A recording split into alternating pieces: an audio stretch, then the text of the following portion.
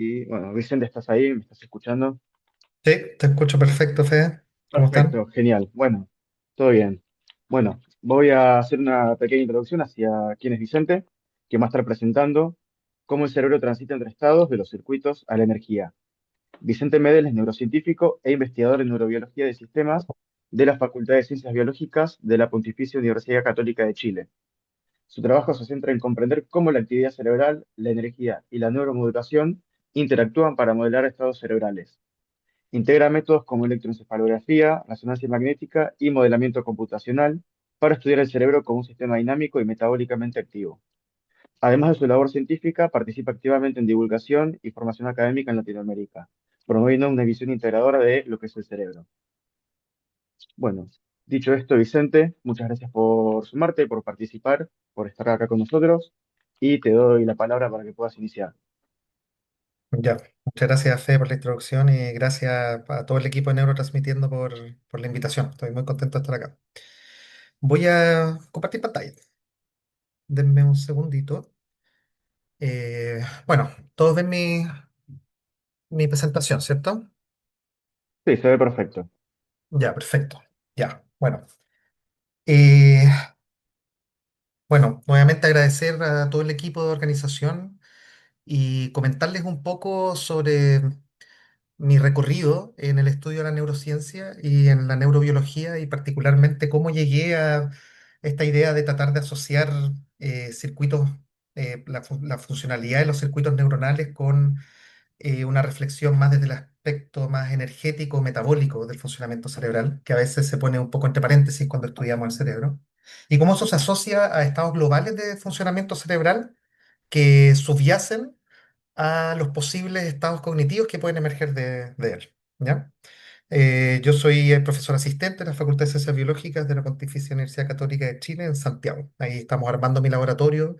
Es un laboratorio nuevo que empezó en diciembre. Y nada, acabamos de terminar de armar la jaula de Faraday, así que estamos muy motivados con todos los experimentos que puedan venir de electroencefalograma ahí. Y bueno, quería partir la presentación con una pequeña intuición desde la neurobiología, que tiene que ver con esta hermosa neurona, que es una unidad que se piensa una unidad básica de funcionamiento del cerebro, que imaginémonos que tenemos esta neurona en una condición fisiológica, en un experimento ficticio, donde estamos registrando esta neurona a exactamente la misma neurona y le presentamos un estímulo visual, ¿sí? Supongamos que estamos registrando una neurona en la corteza visual primaria, ¿ya? Y le presentamos un estímulo en algún momento determinado. Y aquí cada rayita representa un potencial de acción. Presentamos el estímulo y vemos cómo aumenta la tasa de disparos de esta neurona cuando presentamos el estímulo. Para poder robustecer un poco este hallazgo, podemos repetir este ensayo muchas veces, repitiendo exactamente el mismo estímulo a exactamente la misma neurona, y podemos ver que el proceso se repite, aumenta la cantidad de disparos o potenciales de acción que está teniendo como respuesta esta neurona a la presentación del estímulo, y finalmente lo que típicamente hacemos en neurociencia es que agarramos todos estos ensayos y vemos si es que sumó o subió la tasa de disparos de esta neurona cuando se presenta este estímulo, para saber si es que esta neurona es una neurona especializada en este tipo de procesamiento. ¿Ya? Ahora, si es que se fijan en el detalle, la neurona no responde de la misma manera a la presentación del estímulo, a pesar de que la neurona es la misma y el estímulo es exactamente el mismo, y la presentación del estímulo se repitió también con la misma frecuencia temporal. Y esta fluctuación sugiere que hay un estado intrínseco o endógeno donde está inmersa la neurona que también está cambiando, también está dinámicamente modulándose.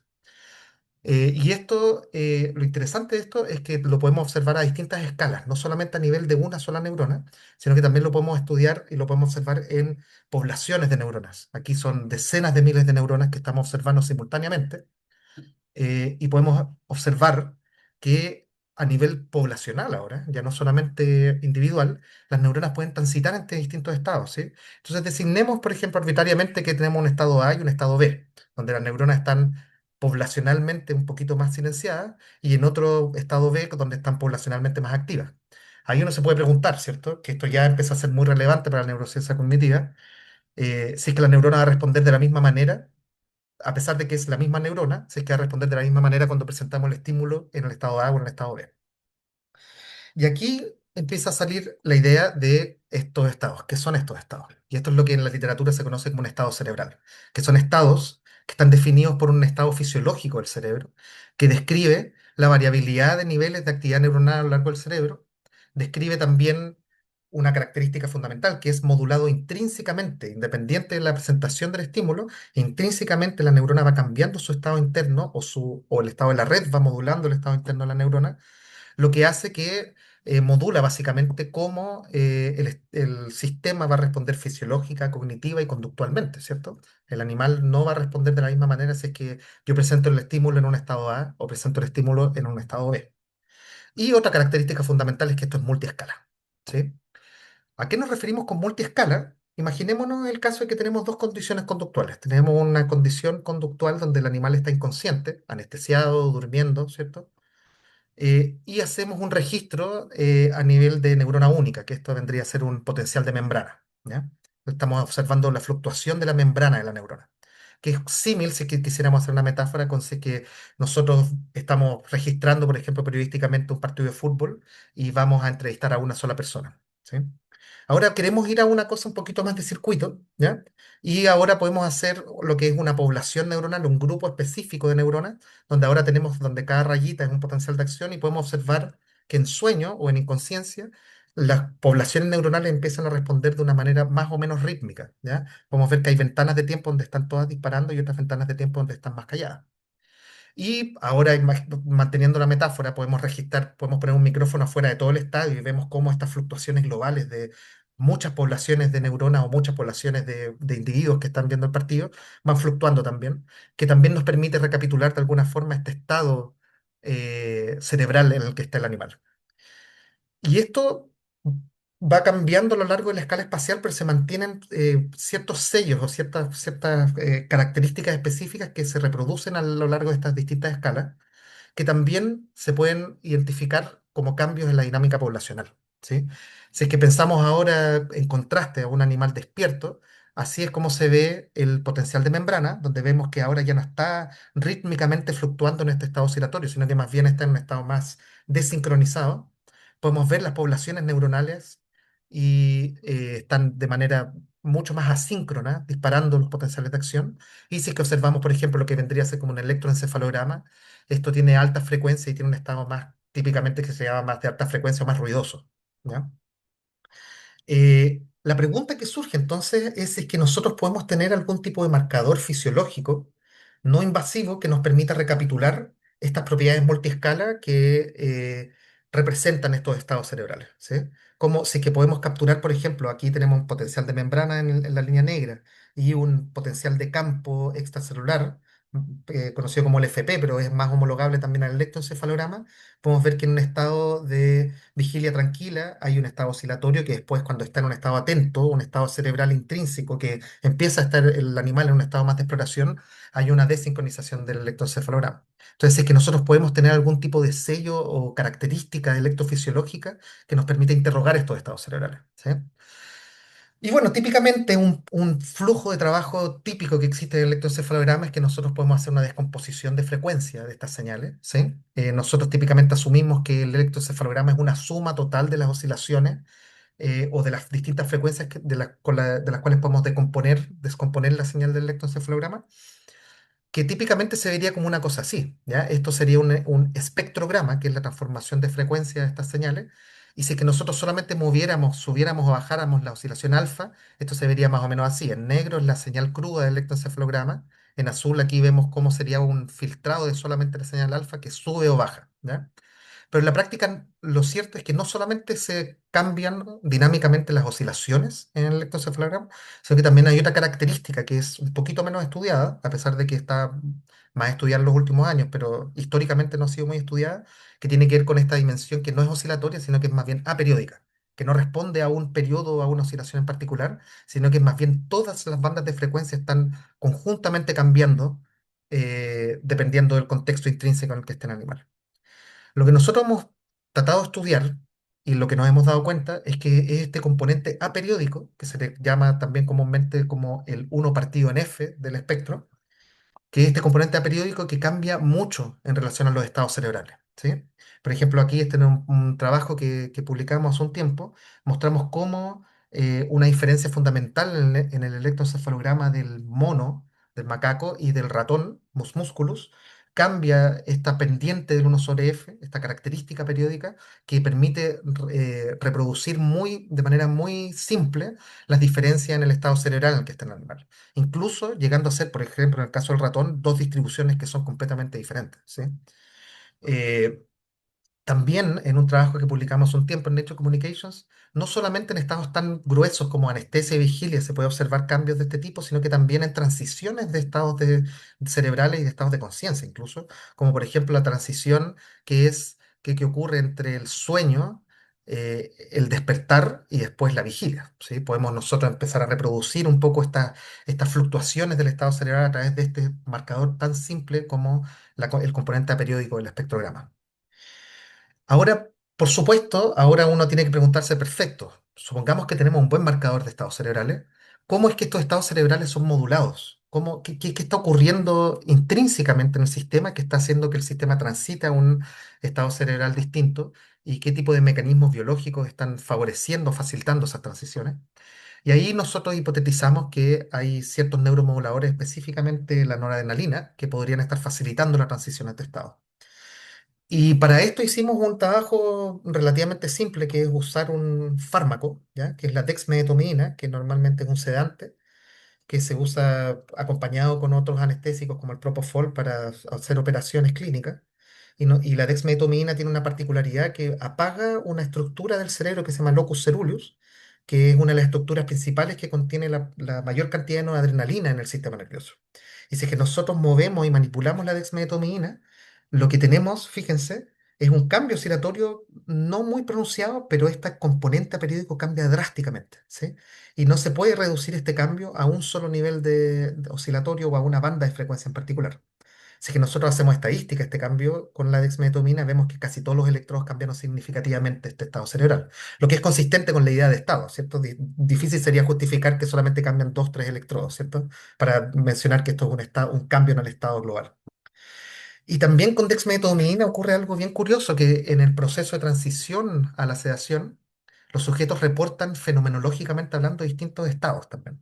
Y eso nosotros lo pudimos aislar estudiando, haciendo un protocolo que se llama Waking Up Protocol, que básicamente les damos dexmedetomidina y después los despertamos y les preguntamos a los sujetos cuál era el estado de conciencia en el que estaban y qué contenido tenían.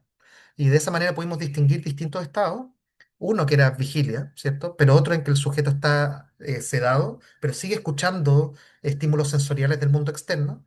Tenemos otro estado en el que el sujeto está sedado, no escucha los contenidos externos, pero sí tiene contenidos internos, tiene contenido onírico muy fuerte, y otro que ya es en blanco, digamos. Y lo que nosotros pudimos encontrar en este trabajo es que este componente periódico no solamente permitía identificar estos estados globales de sedación, sino que también estas transiciones un poquito más suaves, un poquito más difíciles de captar directamente con otras métricas, permite identificar estas transiciones de contenidos de conciencia también. ¿Ya? Ahora, esto es apagando la noradrenalina, encontramos todo este repertorio de cosas. Ahora, ¿qué pasa si es que subimos la noradrenalina? ¿Cierto? Un poquito más que lo que tenemos en la vigilia básica. Eso lo podemos lograr también con dexanfetamina, que es un catecolaminérgico más general, y encontramos que precisamente ocurre lo contrario, ¿cierto? Se aplana la pendiente periódica y esto también lo encontramos como un efecto relativamente global en el electroencefalograma. Ahora, nuevamente, esto sigue siendo digamos, una forma de aislar el componente de estados cerebrales a estados bien discretos, pero ¿qué pasa si es que lo empezamos a pensar como cosas un poquito más dinámicas en el tiempo? Para esto lo que hicimos fue estudiar señales intracorticales, ¿ya? En cuatro sujetos durante una tarea cognitiva, que es una tarea cognitiva de memoria, trabajo y visoespacial tipo Stenberg, donde se van presentando puntos en una grilla y luego se pregunta si es que el punto que estoy presentando estaba previamente en las grillas que presenté o no. Y para cada electrodo intracraneal en estos sujetos le hicimos un procesamiento de la señal calculando cómo cambiaba este componente periódico en el tiempo. ¿Ya? Ahora tenemos una resolución temporal. Algo así como una carta tiempo-frecuencia que típicamente se hace en un electroencefalograma, pero en vez de quedarnos con los componentes oscilatorios, nos quedamos con los componentes aperiódicos o no oscilatorios. Y lo interesante de este experimento es que también calculamos simultáneamente el diámetro pupilar, que es un muy buen proxy del estado de vigilia interno y se ha relacionado muy fuertemente con la liberación de noradrenalina endógena del sistema.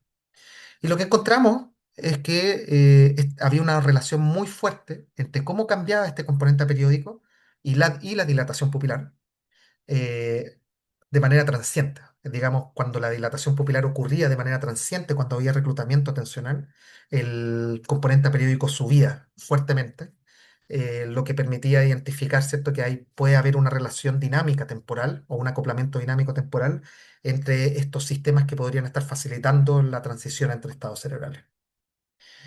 Entonces, un poco el concepto vendría a ser algo más o menos así, ¿cierto? La fluctuación del diámetro pupilar como un control de vigilia interno que está facilitado por los sistemas noradrenérgicos, permite como hacer transitar al sistema a estos distintos regímenes de estados cerebrales. Ahora bien, la pupila, si es que nos empezamos a investigar, porque esto, cierto, la investigación, uno tiene una idea y uno va cavando un hoyo que de repente va encontrando cosas y va direccionándose el camino por distintas rutas, digamos. La pupila, a su vez, eh, no solamente está controlada por la noradrenalina, sino también por la acetilcolina, ¿sí? Por estas estructuras subcorticales que controlan y proyectan de manera bien difusa al resto de la corteza, modulando estos estados generales, ¿cierto? Pero también tiene control, ¿cierto?, de un organismo completo que tiene que ver con estos sistemas autonómicos, ¿cierto? El sistema simpático y parasimpático, que de hecho relacionan muy fuertemente, de manera muy íntima, la pupila con eh, estados de presión sanguínea, ¿cierto?, respiración, variabilidad del ritmo cardíaco y otras componentes de señales corporales fisiológicas, ¿cierto?, que a su vez también se han mostrado, y este es un trabajo que publicamos hace unos años en eLife, que de hecho estas señales fisiológicas como la pupila permiten ver cómo ciertos perceptos cognitivos pueden transitar, por ejemplo, en este caso de un avión a un tiburón, en el momento en que ocurre la transición. Basta con mirar estas señales fisiológicas para poder identificar conductualmente cuando el sujeto transita entre un percepto y otro.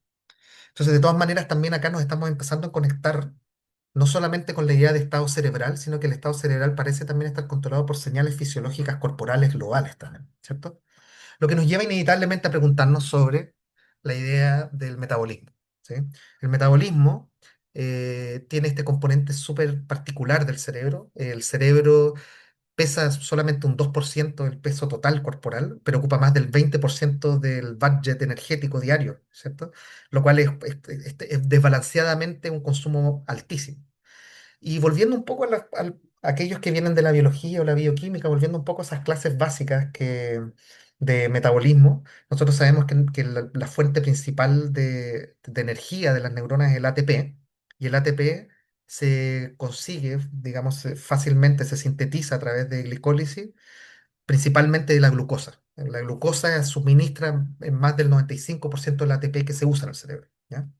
Y lo que típicamente se piensa es que la glucosa va transitando, ¿cierto?, por la sangre, es captada por ciertos transportadores específicos que están en el sistema nervioso central y es transportado a través de estos transportadores que, por ende, entra la glucosa dentro de la neurona y la neurona transforma esta glucosa en piruvato y ahí entra la mitocondria para transformarse en ATP.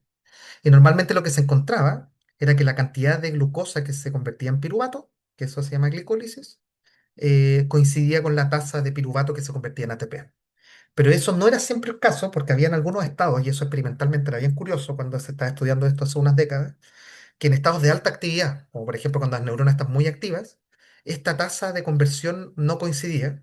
Había un extra piruvato que venía de algún lado, que nadie sabía muy bien por dónde venía, pero no venía directamente de la glicólisis, que venía de algún lado y que no se sabía y estaba nutriendo la neurona en estado de alta actividad.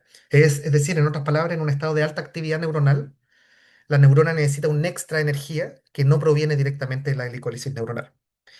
Y ahí surge una hipótesis que se llama, bueno, y esto por supuesto recapitula dinámicas cognitivas que nosotros vivimos en la vida cotidiana, ¿cierto? Pasamos de estados de calma a estados de alta actividad, por ejemplo, cuando estamos esperando el bus. Yo, por ejemplo, todas las mañanas tomo la micro y la micro a veces llego tarde al paradero, tengo que correr, ¿cierto? Entonces hay un cambio rápido de consumo energético que tiene su correlato metabólico como un switch metabólico también, ¿cierto? Que hace que me facilite a mi sistema entrar a este estado de manera más dinámica. Y esta alternativa, ¿cierto? Esta alternativa de extra piruvato se propuso hace un tiempo en la teoría del Astrocyte Neuron Lactate Shuttle, que viene del astrocito, ¿ya? Entonces el astrocito, por así decirlo, mantiene un reservorio de piruvato que cuando la neurona necesita esa extra energía, se lo entrega en forma de lactato para que sea listo, para que esté listo para que se transforme en ATP.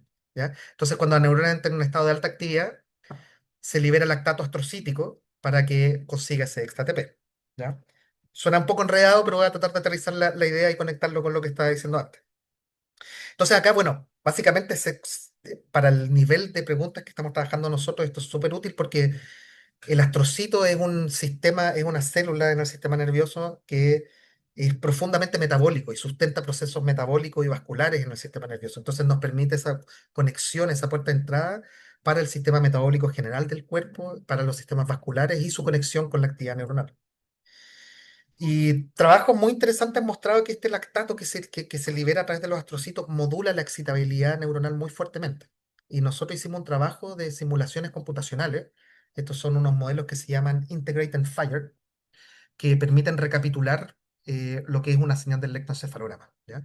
Y nosotros con estos modelos pudimos mover un parámetro, que es el parámetro de adaptación, que es el parámetro que se modula por los canales de potasio, que son los que dinámicamente estarían modulados por el lactato, y con la hipótesis de ver si es que efectivamente la acción del lactato sobre las neuronas podía tener que ver algo con este marcador que les hablé en la primera parte de la presentación, que es la señal aperiódica en el electroencefalograma. Y lo que encontramos es que sí, ¿sí? O sea, moviendo este parámetro en los modelos computacionales existe una correlación muy fuerte con la señal aperiódica, lo que nos conecta un poco ahora ya no solamente con la neuro y electrofisiología que podemos observar no invasivamente con el electroencefalograma, sino que nos empieza a sugerir algunas rutas de interpretación de que esto podría conectarse con el sistema metabólico global. Más aún, quisimos explorar esto también en su dimensión espacial, ya no solamente en su mecanismo electrofisiológico, sino en su dimensión espacial y empezamos a ver cómo se distribuían estos transportadores de lactato en el cerebro y encontramos que los transportadores de lactato, que son estos MCT2, cuando los miramos a nivel espacial, su distribución espacial coincide significativamente con muchos procesos cognitivos. Y esto es algo que no se sabía hasta hace un tiempo. En la distribución de los receptores de lactato en la corteza cerebral humana, correlaciona significativamente principalmente con procesos atencionales y procesos de vigilia interna, ¿cierto? Podemos ver que acá está involucrado el estrés, la vigilia arousal, ¿cierto? La ansiedad, la valencia emocional y la atención o la atención espacial o visoespacial a su vez, ¿sí? Y quisimos ver ahora ya más específicamente si es que esto se relaciona con procesos de eh, canales de potasio dependientes de ATP y sí se relaciona, ya como habíamos hipotetizado antes. Y encontramos también una correlación empírica, experimental muy interesante con el nivel de consumo de glucosa que hay en el cerebro. ¿Sí? Entonces, con eso ya estamos como un poco armando el mono de que efectivamente existe una relevancia importante de esta vía, no solamente porque coincide, al menos en nuestros modelos computacionales, con el marcador de estados cerebrales que estamos teniendo, sino que también espacialmente tiene una distribución que coincide con activaciones energéticas y activaciones atencionales y cognitivas. Eh, Esto tiene que ver también empíricamente con la relación de la fluctuación del diámetro pupilar, como les comenté antes, y el lactato. Experimentalmente esto se ha mostrado y de manera no invasiva esto también se puede hacer con resonancia magnética. Existe una secuencia que no es tan estudiada, pero es muy interesante, que se llama espectroscopía, que nos permite interrogar específicamente cómo cambia el lactato en el cerebro, de manera no invasiva. Acá, por ejemplo, tenemos un ratón que está en condición de reposo y en una condición de estimulación, que básicamente le están estimulando la corteza somatosensorial, también conocida como la corteza barril al ratón. Y podemos ver que si es que hacemos un delta de estas dos señales, tenemos un pic acá que corresponde químicamente al pic de lactato. Y luego se hace un knockdown, un animal knockdown del transportador de lactato, que es el que le estaba diciendo antes, el MCT2, y cuando hacemos ese delta ya no encontramos este pic, lo que sugiere que efectivamente mediante esta técnica podemos observar empíricamente cómo está la activación del lactato en el cerebro. Y que de hecho eso, como spoiler, es a lo que me estoy dedicando actualmente en mi proyecto de investigación Fondesit, que estamos haciendo esto en humanos con tareas cognitivas para ver si es que cambia el lactato en la corteza cingulada anterior. Bueno, les hablé un poco del metabolismo a microescala, ¿cierto? Ya esos son mecanismos bien específicos, pero si es que hacemos un zoom out, ahí puse como el gesto cuando uno hace con una tablet como un zoom out, podemos ver ahora otro aspecto de la modulación metabólica o bioenergética del cerebro, que es la modulación neurovascular. ¿Sí? Recordemos, recordemos que yo les estaba hablando acá principalmente de la dimensión de circuitos excitatorios e inhibitorios, ¿cierto? Estos circuitos generan una respuesta neuronal transiente, supongamos que aparece un estímulo y genera una respuesta neuronal, pero esto no es directamente lo que medimos cuando medimos fMRI, por ejemplo. Cuando medimos fMRI, lo que nosotros estamos viendo es más bien una cascada de consecuencias neurovasculares que están ocurriendo como consecuencia de un evento neuronal. Y eso es lo que se conoce como la unidad neurovascular, ¿sí? Y la unidad neurovascular depende de la integridad también vascular y depende también de la integridad de estos otros actores celulares como los astrocitos y la glía, ¿cierto? Eh, nosotros quisimos estudiar esto a través de un componente particular que se llama la respuesta hemodinámica, Hemodynamic Response Function, o también conocida como HRF, que básicamente lo que hace es que transforma de alguna medida la actividad neuronal transiente a esta respuesta de fMRI que nosotros observamos empíricamente. Pero todo esto depende de una serie de pasos que dependen de la integridad vascular que haya en ese sitio donde estamos registrando. Y lo que quisimos hacer era ver si es que la integridad de esta respuesta hemodinámica modulaba algunos parámetros que normalmente se usan en fMRI para predecir edad. Y uno de los parámetros más importantes es uno que se llama la variabilidad de la señal BOLT, o BOLT Standard Deviation, ¿sí? BOLT SD, que vemos que correlaciona fuertemente con edad y que de hecho se está usando hoy en día mucho para hacer algoritmos de predicción de edad, como algoritmos de Brain Age, ¿sí? Lo que nosotros quisimos saber era si es que esta métrica de fMRI para predecir edad, qué tanto depende de este componente neurovascular de la respuesta hemodinámica. Y lo que hicimos, y este es un trabajo en colaboración con Enzo Tagliasucci, que está en BrainLab y en la Universidad de Buenos Aires, calculamos paramétricamente esta respuesta hemodinámica en el cerebro en sujetos que están en proceso de envejecimiento y podemos, una vez que identificamos este componente de respuesta hemodinámica, podemos extraerlo de la señal, ¿sí? Y aquí lo que estamos mostrando es cómo se relaciona la variabilidad de la señal BOLT con la edad. Encontramos una correlación significativa, como lo esperábamos, como ha descrito la literatura, pero una vez que identificamos y extraemos este componente hemodinámico, ahora perdemos la correlación de variabilidad BOLT y edad. Y esto sugiere de alguna forma que la contribución de estas señales de fMRI que estamos usando muchas veces para predecir edad tienen un componente neurovascular muy importante que a veces nosotros no lo tenemos tanto en consideración y asumimos que el fMRI en verdad es principalmente actividad neuronal y no neurovascular, ¿sí? Eh, Así es como se ven más o menos las respuestas hemodinámicas de los distintos grupos etarios. Y de hecho, incluso haciendo un modelamiento de cómo se va atrofiando, cómo se van atrofiando, se va perdiendo, neurogenerando las áreas que tienen los somas neuronales, ¿sí? Que es la sustancia gris de la resonancia magnética, podemos ver que las áreas que más se degeneran en envejecimiento, que es lo que vemos en el eje Y, son las áreas que también más cambian su respuesta hemodinámica en envejecimiento. Lo que sugiere que también no solamente esto está afectando a marcadores de fMRI que están implicados en envejecimiento, sino que también parece estar jugando un rol importante en los procesos de neurodegeneración que están ocurriendo naturalmente en el envejecimiento. Ahora sí que hacemos un zoom out más grande, ¿ya? También podemos ver, bueno, esto ya lo comenté, ¿cierto? Que existe este componente metabólico general, pero si es que hacemos un zoom más grande, podemos ver que también hay interacciones fisiológicas globales del cerebro con sistemas cardiorrespiratorios más generales que la unidad neurovascular o el metabolismo cerebral que estábamos observando antes, que tienen que ver, por ejemplo, con hábitos de vida de los sujetos, con los hábitos de digestión, de comida, de energía, de alimentación, de sueño, ¿cierto? Y de los marcadores que nosotros también podemos observar clínicamente, por ejemplo, simplemente con un pulso o un reloj de estos que te miden los ritmos cardíacos durante el día, ¿sí? Y una prueba de concepto que quisimos hacer fue agarrar estos marcadores de estados cerebrales que les comenté en la primera parte de la presentación, y ver si es que esto dependía del nivel de disponibilidad de oxígeno que podían tener los sujetos. Este es un trabajo que hicimos con Carlos Coronel, donde agarramos a sujetos y los registramos en Valparaíso, ¿ya? Que está en Valparaíso, para los que conocen, en Chile, está al nivel del mar, digo, es una ciudad-puerto. y después agarramos los mismos sujetos y los llevamos a la montaña, que por suerte en Chile eso no es tan distante como parece, ¿cierto? No es tanta distancia, y los subimos a 4.000 metros de altura. ¿Sí? Y les volvimos a hacer un electroencefalograma a 4.000 metros de altura, teniendo por ende un estado de hipoxia transiente. ¿Sí? Y lo que encontramos es que uno de los marcadores más fuertes que cambió fue la señal aperiódica del 1 partido en F, ¿sí? Nuestro marcador de estado cerebral, que de alguna forma de nuevo nos da luces de que el estado cerebral que se organiza de manera multiescala y que nos permite rastrear estos cambios dinámicos que ocurren, cognitivos y de conciencia también, tiene un componente metabólico muy de bajo nivel, ¿cierto? Como la disponibilidad de oxígeno que puedan tener los sujetos.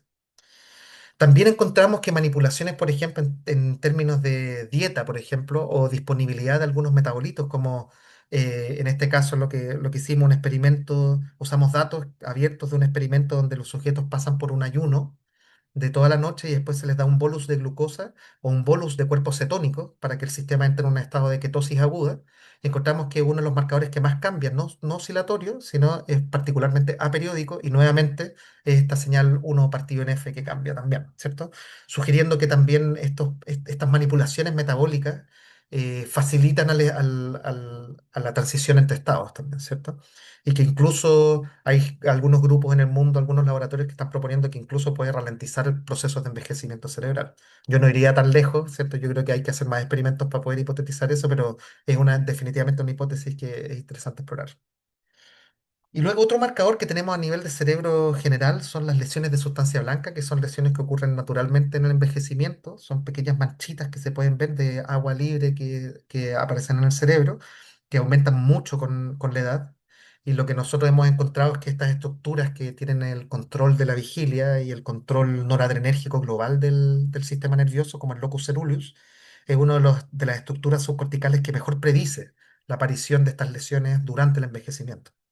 Y no solo eso, sino que también sujetos que tienen más lesiones de sustancia blanca son los sujetos que tienen más cambios más fuertes en esta señal periódica de estados cerebrales. Esto es un paper que publicamos en Neuroimage el año pasado con mi laboratorio. Y nuevamente la relación entre estas lesiones vasculares parece converger, ¿cierto? Con estas señales aperiódicas del electroencefalograma, estos marcadores de estados cerebrales que les había comentado. Eh, Agarrando métricas fisiológicas globales como de salud vascular sistémica, ¿sí? Como colesterol, creatinina, triglicéridos, ¿cierto? Señal, pulso diastólico, sistólico, encontramos que de hecho estas métricas con las que uno puede construir conjuntamente una carga, un marcador de carga alostática, ¿sí? Un allostatic load index, también se relaciona significativamente con este marcador de estados cerebrales y no específicamente con señales oscilatorias, que también eso es una comparación que hicimos y no encontramos algo muy fuerte. Bueno, ¿y qué es lo que viene? Recién hoy día, una súper buena noticia, hoy día nos aceptaron un paper con una colaboración muy linda que tenemos también con algunos grupos de Argentina, con Cecilia González y Florencia Schuller, con datos de Latinoamérica. Estos son alrededor de 1.600 sujetos. Hicimos un mapeo de los marcadores neurovasculares en Latinoamérica, de distintos países. Encontramos que hay marcadores que, a diferencia de otras cohortes internacionales grandes, en Latinoamérica existe mucha heterogeneidad de estos marcadores y posiblemente esa heterogeneidad puede tener que ver con algunos de los aspectos que les mencioné previamente, ¿cierto? Estos aspectos de hábitos de vida, de disponibilidad de oxígeno, de estados cognitivos internos y estados endógenos, ¿cierto? Y eso es algo, una de las preguntas que también estamos respondiendo de distintas formas con el grupo de colaboración. Y no voy a hablar mucho de esto porque imagino que Sandra va a hablar un poquito más de esto en la siguiente charla, pero también estas señales aperiódicas parecen recapitular muy bien heterogeneidades sociales que podemos observar a nivel mundial y de hecho, la señal periódica del electroencefalograma, que es el marcador de estados cerebrales que les comenté previamente, es un muy buen predictor de envejecimiento acelerado y de desigualdades sociales en estudios mundiales, ¿sí? Con cohortes de miles de sujetos.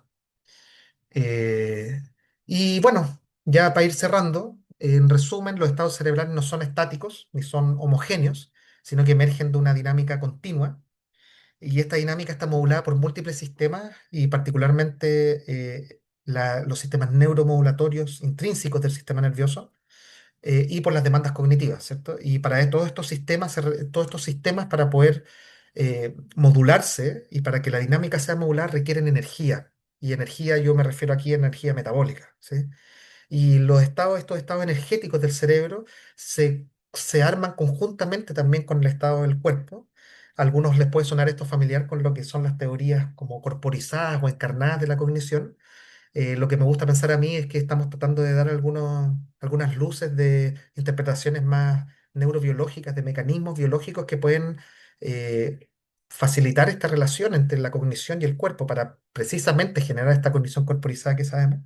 Y esto afecta a distintos estados cerebrales, tanto a nivel temporal como a nivel espacial, como mostramos, ¿cierto? Con la expresión de estos transportadores metabólicos del lactato. Y también influye sobre la señal hemodinámica porque el metabolismo actúa sobre células particulares que son las astroglías, los astrocitos, que parecen ser un puente muy útil para pensar la relación entre el cuerpo y el cerebro. Y por ende, entonces el estado cerebral es corporizado, ¿cierto? Aquí no necesariamente, si es que se fijan en la presentación, no he hablado directamente de cognición, pero sí cuál es el estado cerebral necesario para que emerja la cognición, y ese estado cerebral necesario es corporizado. Tiene estos componentes metabólicos, energéticos y fisiológicos necesarios para que emerja la cognición, ¿sí? Y no solo depende del cuerpo, sino que también de los hábitos para mantener ese cuerpo de manera saludable y las condiciones que lo sustentan, desde lo vascular hasta la dimensión metabólica e incluso también la dimensión social y estructural en la que estamos teniendo nuestras vidas cotidianas. Y bueno, con eso ya cierro. Quiero agradecer a los colaboradores de distintas universidades, a mi laboratorio y a las agencias que me han dado financiamiento, particularmente la Agencia Nacional de Investigación y Desarrollo del Gobierno de Chile y el Alzheimer Association. Muchas gracias. Perfecto, Vicente. Bueno, gracias enormes, por supuesto. Han llegado varias preguntas. Creo que por el tiempo que tenemos podemos alcanzar a contestar dos o tres, dependiendo, bueno, qué tan complicadas sean. La primera es como bastante más livianita quizá. Dice, si la degeneración de las neuronas, la sustancia gris, va de la mano con la pérdida de respuesta de los vasos sanguíneos, ¿podremos decir que cuidar nuestra salud cardiovascular es literalmente cuidar la infraestructura de la conciencia? Sí, o sea, yo creo que definitivamente sí. Y de hecho, sin ir más lejos, podemos pensar un caso extremo, que es gente que ha tenido pérdida de conciencia por un accidente cerebrovascular. Es un accidente que agudamente afecta algún nivel vascular del cerebro sin necesariamente haber vivido un proceso de tránsito de neurodegenerativo largo como lo que ocurre normalmente en envejecimiento con Alzheimer, agudamente afectando sistemas vasculares, los sujetos que pueden quedar inconscientes y en coma incluso, ¿cierto? Entonces, creo que históricamente también hemos puesto entre paréntesis un poco en el estudio del cerebro y la cognición y estos estados cognitivos esta dimensión metabólica vascular. Y respecto, claro, a ese enunciado, podríamos decir que cuidar nuestra salud cardiovascular es cuidar nuestra conciencia, nuestro estado cognitivo. Yo creo que sí. Y la evidencia parece indicar que sí. Gracias por la pregunta. Perfecto. Bueno, la siguiente dice, mostraste que la correlación entre la edad y la señal cerebral desaparece si quitamos el componente vascular. ¿Deberíamos dejar de confiar en los algoritmos de edad cerebral que no tienen en cuenta la salud del corazón y las arterias? Ya, es una buena pregunta metodológica. La respuesta es que los algoritmos funcionan. Yo lo que hice en este trabajo es que traté de hilar fino en cuáles son las contribuciones relativas para que ese algoritmo funcione. Digamos, pensemos que el algoritmo es como una caja negra, ¿cierto? Uno mete señales y uno no sabe muy bien cómo la integración de esas señales predice muy bien el outcome que queremos. Entonces, lo que yo hice fue empezar a particionar las señales que le estaba metiendo, por así decirlo, al algoritmo para ver cuáles contribuyen más al envejecimiento cerebral. Y lo que encontramos es que particularmente con esta señal, que es la variabilidad de la señal de fMRI, el componente vascular es uno de los más importantes, ¿cierto? Entonces, más que decir que los algoritmos no funcionan, los algoritmos sí, no sabemos muy bien qué tanto de las señales que tenemos tienen el componente corazón. Y si es que lo logramos separar, efectivamente tiene un componente muy importante que contribuye mucho a los algoritmos de predicción de edad. Ahora, yo creo que en el futuro, y esto es uno de los trabajos que estamos haciendo, es generando algoritmos de predicción de edad ahora con más información vascular, a ver si es que mejoran. Y si es que mejoran, podríamos ahí empezar a hilar un poquito más fino con qué cosas pueden quizás facilitar o proteger el envejecimiento cerebral respecto a estas dimensiones vasculares. Bien, excelente. La siguiente pregunta dice, dada la diferencia de tiempos entre la señal neuronal de milisegundos y la respuesta metabólica de los astrocitos, ¿cómo logra el sistema un acoplamiento tan preciso para sostener transiciones de estado rápidas, como las que viste en la tarea de Steinberg? Sí, es una buena pregunta, ¿eh? Y la verdad es que sorprende el nivel de precisión el nivel de precisión que puede tener las respuestas electrofisiológicas que tiene el sistema. Efectivamente, las respuestas neuronales son muy rápidas. La tarea de Stenberg no es tan rápida, son bloques de 15 segundos más o menos. Y la pupila, ¿cierto? También es relativamente lenta. Y ya solamente con la pupila podemos ver que la relación es buena. La señal astocítica también es más lenta que la neuronal, pero el marcador de estado cerebral que nosotros estamos usando, ¿cierto? No es de milisegundos, porque el estado cerebral, de hecho, y esa es una muy buena pregunta, y lo extendería hacia la pregunta sobre cuál es la resolución temporal de la fluctuación de estado cerebral, ¿cierto? ¿Qué tan rápido puede cambiar o qué tan rápido podemos transitar en este estado? Y la respuesta es que no tan rápido, ¿cierto? Lo cual, si es que nos hacemos la pregunta un poquito más introspectiva o fenomenológica, tampoco nosotros tenemos la experiencia de estar saltando en milisegundos de estado y estado, ¿cierto? Lo cierto es que al menos si es que ocupamos el uno partido en F, esta señal periódica, como un marcador de estado, la fluctuación está alrededor de 1 a 3 Hz, más o menos, ¿sí? O sea, digamos 3 puntos más o menos por segundo. Tiene una resolución relativamente lenta y con eso sí se facilita, como bien decía, la relación de las temporalidades entre la señal metabólica astocítica, la pupila y esta señal de 1/F. Pero sí, es una buena pregunta y sorprendentemente es como si es que la señal del circuito cerebral pasara como por algún tipo como de filtro temporal en que se facilita la integración de todos estos sistemas. ¿Sí?